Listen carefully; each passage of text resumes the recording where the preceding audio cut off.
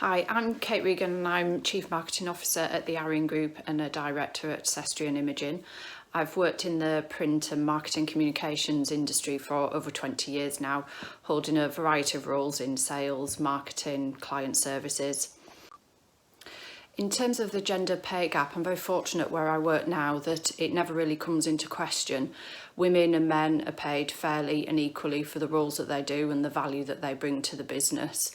I hope and believe that all the women in our business feel that they're empowered and have the same opportunities as men. Within our head office facility at Austria, there is an even split of women and men across the business, across all departments, including within production, which is quite unusual for a manufacturing-based business. Women are given the opportunity to do all the same roles that men do and are paid fairly and evenly for this. The last 12 months has certainly been a challenge. As a business, we quickly adapted to a more flexible working pattern. We tried to do this for both the office and the production teams wherever possible, changing shift patterns and accommodating people's requirements at home. It was actually quite refreshing to see that men and women seem to be sharing child-caring responsibilities and also caring for vulnerable friends and family members. We try to keep everyone up to date with all the latest government guidelines and offer support wherever we could.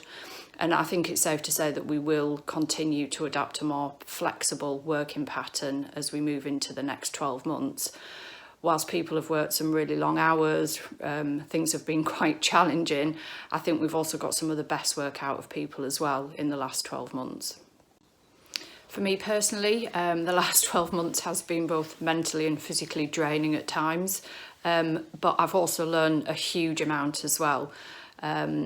Running a business in the UK, being part of a wider international business, not being able to see people face to face, not being able to travel has been very different. I usually split my time between the UK, Austria and travelling further afield. So I've never been at home for as long as I have over the last 12 months, and it's actually been really nice and definitely time to reconnect with what's important with family and friends. I have an 11-year-old daughter.